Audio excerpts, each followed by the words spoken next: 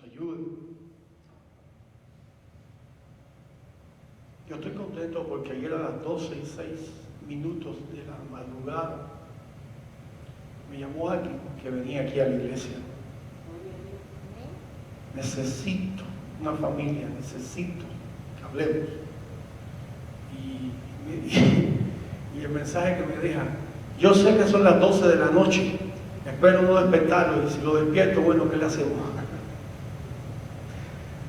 Me llamó hoy 3 veces y al final hablé con esta persona. Algunos lo conocen, esta familia, y me dijo: quiero regresar a la iglesia, queremos regresar a la iglesia. Y yo le dije: pues las puertas están abiertas. Yo sé que yo sé que hice allá, hice acá, pero por favor, pastor, ¿sabe qué, pastor? Me dijo: ¿sabe qué, pastor Luis? Llevo 2 o 3 semanas que no me lo quita usted de la mente. Y yo le dije: bueno, pues si el Señor te ha puesto. Y me dijo: y es más, me habló de otra persona a quien él, imagínense, no está en la iglesia y le está hablando a otra persona de la iglesia.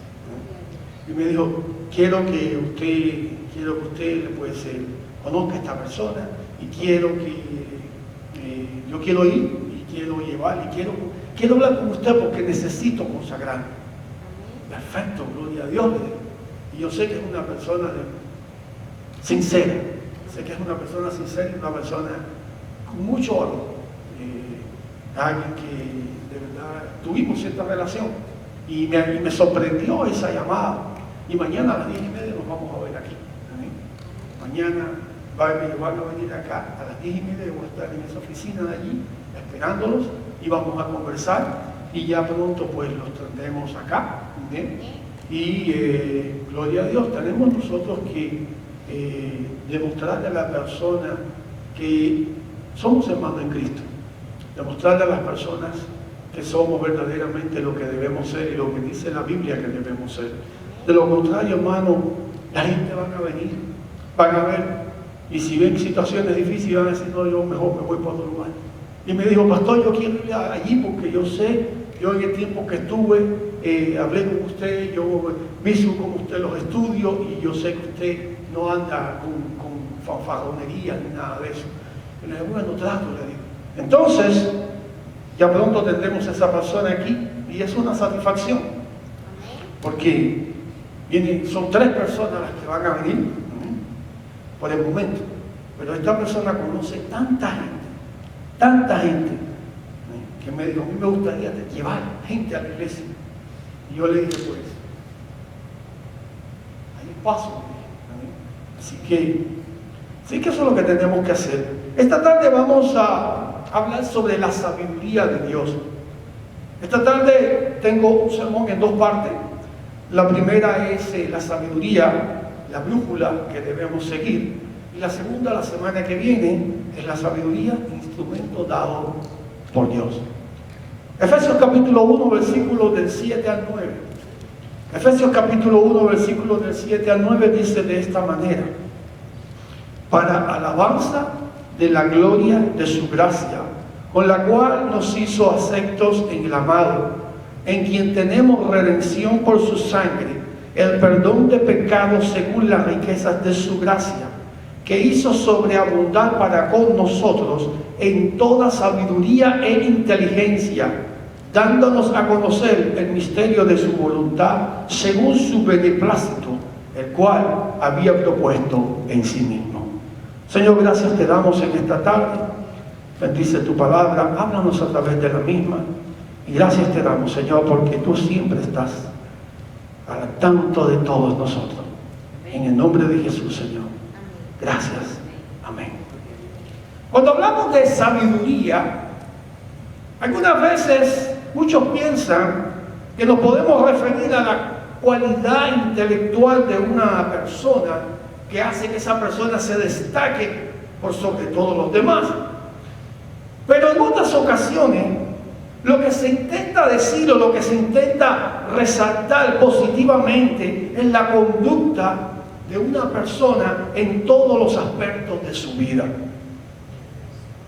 Por ejemplo, la Biblia nos dice que el rey Salomón, y fue hijo del rey David, gozaba de una vasta sabiduría. Aunque ustedes saben lo que sucedió con Salomón. Ahora, la primera cosa, la sabiduría como atributo intelectual. Salomón sí, efectivamente, según dice las Sagradas Escrituras, era un hombre diestro en la literatura. Conocía la literatura de su tiempo, había sido autor de proverbios y de más de 1 millar de cantares. Pero aún hay más, era alguien totalmente diestro en botánica, en zoología, era un hombre que conocía. No es de extrañar entonces que la sabiduría que tuvo Salomón fue conocida más allá de las fronteras de su reino. Reyes capítulo, Primera de Reyes capítulo 4, versículo 29 al 34, lo dice de esa manera. Así que en Salomón podemos ver representada esa sabiduría que a veces asociamos con la habilidad intelectual. Sin embargo, la sabiduría tiene que ser la guía, la brújula que oriente nuestra vida. Es la que nos va a decir cómo estamos haciendo. Cuando usamos la expresión sabiduría como apreciado, como atributo apreciable del comportamiento de una persona, solemos considerar otros aspectos. En ese contexto, alguien sabio es quien cuida su comportamiento, de tal manera que sus acciones sobresalgan por transmitir paz, tranquilidad, serenidad y todos esos atributos que debe tener. La Biblia nos dice en Santiago capítulo 3, versículo 13, ¿quién es sabio y entendido entre vosotros? Muestre por la buena conducta sus obras en sabia mansedumbre. Entonces, la Biblia relaciona la sabiduría con una cualidad propia de una vida decorosa, libre de arrogancia, humilde, una vida dispuesta a buscar de Dios, a servirle al Señor. En el Proverbios capítulo 11, versículo 2, el mismo Salomón dice, y nos habla, dice, cuando viene también la deshonra, mas con los humildes está la sabiduría. Entonces, el que usted sea humilde no significa que usted es tonto, sino sencillamente que usted sabe en el Señor. La palabra del Señor nos da más luces sobre este tipo de sabiduría. Se trata de una sabiduría ajena a toda actitud conflictiva o envidiosa. Además, se mantiene lejos de la impiedad y de la dureza. No anida cizaña alguna ni falsedad en el corazón. La sabiduría es primeramente pura, después pacífica, amable, benigna, llena de misericordia y de buenos frutos, sin incertidumbre ni hipocresía. Santiago 3:17. Por ende, reconocemos que alguien es sabio en su conducta cuando en sus obras vemos pureza, paz, amor y misericordia. Vamos a acertar un poco más en este tipo de sabiduría y veamos cómo se ejerce o se manifiesta la sabiduría como obediencia a Dios. En nuestra vida espiritual, la sabiduría, como lo expresaba la cita de Santiago, se extiende como una filosofía de vida. En otras palabras, la sabiduría tiene un enfoque práctico dentro de nuestra relación con Dios. Hay sabiduría en nosotros cuando ejercemos un rol activo, cuando llevamos a la práctica un conjunto de conocimientos o principios. Naturalmente, este cúmulo de conocimientos y de principios deben tener correspondencia con la palabra del Señor. No actuamos enteramente con sabiduría cuando nos limitamos a saber lo que Dios dice, sino cuando además aplicamos lo que Dios dice. En ese sentido, orientamos nuestra vida con sabiduría al hacer de nuestras convicciones hechos. Hechos. Eso sí, correctos ante Dios. Por eso, refiriéndose a los estatutos y decretos de nuestro Señor, nos dice la palabra de Dios: guárdalos pues y ponedlos por obra. Guardadlos pues y ponedlos por obra, porque esta es la sabiduría. Esta es vuestra sabiduría. Deuteronomio capítulo 4, versículo 6. Pero fíjense bien, no nos dice este pasaje que solo guardemos la voluntad de Dios que nos es dada por estatuto. Por el contrario, nos indica que también es preciso ponerlos por obras. ¿Por qué? Porque hacerlo es parte de nuestras acciones. La Biblia subraya la relación entre la sabiduría y la vida práctica, comparándola con una sabiduría de naturaleza meramente teórica. La diferencia entre una y otra se puede instruir. Una sabiduría aplicada, por ejemplo, nos permite cultivar nuestra espiritualidad mediante nuestros actos encaminados al cumplimiento de la voluntad de Dios. En contraste, una sabiduría estrictamente teórica puede ser atributo de una mente brillante, pero al mismo tiempo de una conducta deshonrosa.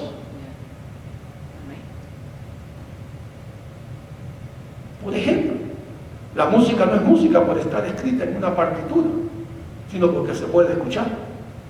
Si no, no fuera música. Por eso Pablo dice en 1 Corintios capítulo 1, versículo 17: pues no me envió Cristo a bautizar, sino a predicar el Evangelio, no con sabiduría de palabras, para que no se haga vana la cruz de Cristo. Según el pasaje, el mensaje de Cristo permanece cuando va más allá de las palabras y se concreta en actos.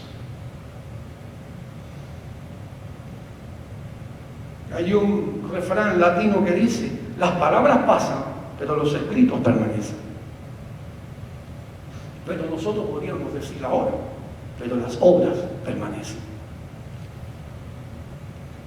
Solo Dios, solo Él, es absolutamente sabio. No hay más nada. Si bien podemos conducir nuestras vidas con sabiduría, no podemos llegar a pensar que por ello somos totalmente sabios. De hacerlo, adoptaríamos una conducta que se contradice en todo con la naturaleza real de la sabiduría. Recordemos que el propio Salomón nos advertía en un pasaje que ya fue citado en Proverbios, que la humildad es un rasgo inherente de la sabiduría. Solamente Jehová nuestro Señor es absolutamente sabio. Todos nosotros nos equivocamos. Su sabiduría se manifiesta en su perfecta creación, en su omnisciencia, en su santa voluntad. Podemos leer en el Antiguo Testamento, allá en Isaías capítulo 40, versículos 13 y 14. ¿Quién enseñó al Espíritu de Jehová o le aconsejó enseñándole? ¿A quién pidió consejo para ser avisado? ¿Quién le enseñó el camino del juicio o le enseñó ciencia o le mostró la senda de la prudencia? En efecto, nadie se alzó sobre nuestro Señor como su maestro ni su consejero. Nadie lo instruyó en el camino del conocimiento de la rectitud.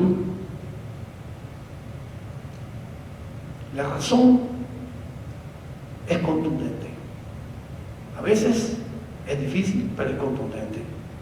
Al ser absolutamente sabio, no hay nada que escape de su entendimiento, ni de su discernimiento para obrar. Por lo tanto, suya es toda ciencia y también proviene de Él. Pero asimismo, perfectas son sus obras por ser absolutamente sabio. Entonces, ¿quiere usted ser sabio? Acérquese al Señor. ¿Quiere usted obtener sabiduría? Busque del Señor. ¿Quiere usted verdaderamente ser una persona sabia? Sea humilde con el Señor. Sea humilde en todo lo que hace. Sea humilde en todo lo que hace. Sea humilde. Busque la presencia de Dios en humildad. Proyéctese a ese entendimiento de humildad. Proyéctese a ese entendimiento con el Señor. Búsquelo a Él en todo momento. Entonces usted verá los resultados. Entonces usted verá algo maravilloso. Porque hay mucha gente que puede conocer mucho, pero solamente es para altanería, es por arrogancia, es para demostrar que yo sé. Conozco mucha gente así, pero a todos ellos Dios los vomita. ¿Por qué? Porque Dios mira con ojos no agradables a aquel que en vez de ser humilde es arrogante y se quiere levantar por encima de todos. Recuerden, Dios solamente hay uno. Usted y yo somos creados. Solo Dios hay uno.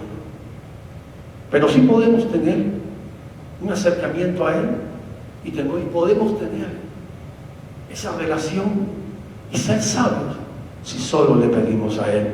Para terminar, la sabiduría debe abrir nuestro horizonte en la comprensión y obediencia de la voluntad de Dios.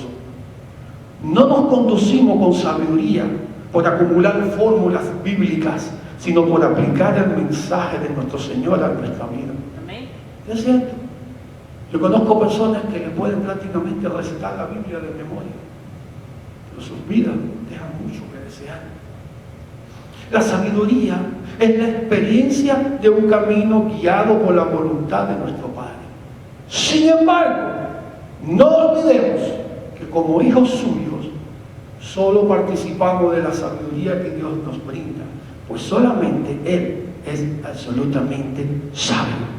Usted y yo necesitamos de Él. Él no necesita de nosotros. Usted y yo necesitamos de su ayuda. Usted y yo necesitamos que Él nos guíe y nos dé consuelo y nos diga qué hacer. Él no, Él es sabio. Entonces, el mensaje de esta tarde es: vaya y practique la humildad, la sabiduría de Dios y vea los resultados que el Señor tiene para cada uno de nosotros. Vamos a orar. Padre, en esta tarde bendecimos tu nombre, te adoramos y te damos a ti la gloria, la alabanza y la honra. Tú eres el Dios maravilloso, tú eres el Dios de gloria, y gracias te damos, Padre. Bendice, Señor, a cada uno, que cada uno pueda practicar esa sabiduría y que pueda hacerlo, Señor Dios mío, de acuerdo a tu voluntad, de acuerdo a lo que tú tienes en tu palabra. Bendícenos, ayúdanos, Padre. Gracias te damos, Señor. Gracias te damos por las ofrendas que dejaremos a partir. Gracias te damos por el fin de tarde. Y gracias te damos porque eres un Dios maravilloso. Mira el día de mañana, si tú no has venido antes, te pido, Señor, por la reunión de oración y por esa reunión que yo voy a tener con esa gente aquí, para que tú pongas tu mano de poder. Gracias te damos, Señor, por todo. En el nombre de Jesús oramos. Amén y amén. Bendiciones, hermanos, que Dios me los bendiga. Amén. Nos vemos en otro momento. Bendiciones.